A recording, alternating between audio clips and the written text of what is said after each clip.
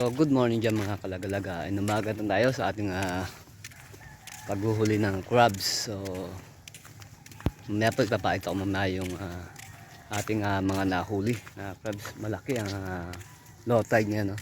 Laki. Nag-fishing din ako, kaya wala akong nahuli. Nasira kasing aking reel. Nag-loose, hindi nakamagat yung pinaka trade niya, nag-loose na kaya ako nahuli. At meron din ako nahuli na devil crab. Mamaya ipapakita ko sa inyo yung devil crab na nahuli ko. Dalawang piraso yun, yung isa may balahibo sa paa at yung isa mahaba ang kamay. So papakita ko sa inyo mamaya yung devil crab na hindi kinakain na crabs. So papakita ko sa inyo yung nahuli ko na natawag nila na devil crab. Ito. Ayan. Medyo kakaunti lang natin. Ayan. Kaunti lang. So ito po yan, no? Itong isang ito kasama sa non-edible. Itong klase ng crabs na ito ay hindi ito kinakain. Yan, hindi kinakain yan. Mahaba ang kanyang nip, pero hindi siya kinakain. Tapos ito, nakuha naman natin. Delikado ito pag ating matapakan. Lakas ang ano ito, mga pinakakamandad niya. Delikado.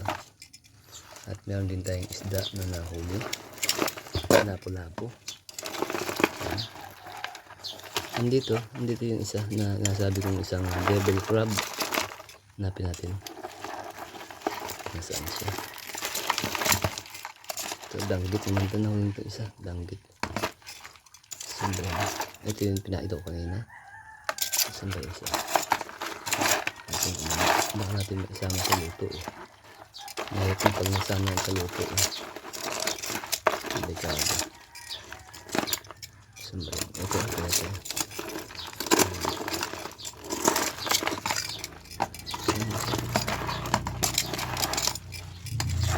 Hindi ko nakita. Ito siya, nakita natin, no? Ito, ingat lang po tayo dito mga kalagalaga, no? Itong crabs na to ay mapansin nyo, may balahibo sa kanya mga paa. Ayan, ito yung isang uri din ng isang devil crab. May mga balahibo sa paa. Ayan, yan, tingnan nyo yung tsura.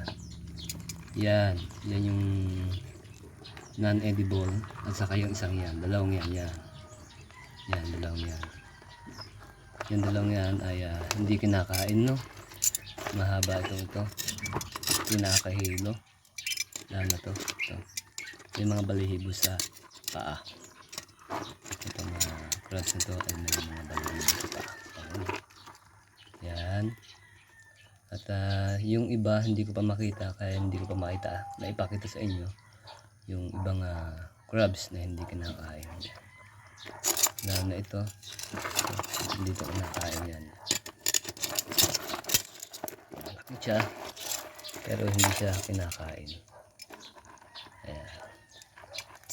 Ito naman ay malaki, pero lahi siya ng kinakain. Nasa malalim ito nakatira. Ayan. So ihiwalay natin ito. Itong dalawang ito. Mahirap na, baka masama sa luto.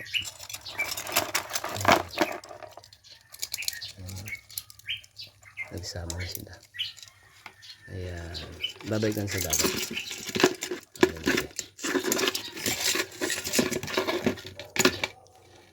Okay, thank you for watching. Bye bye.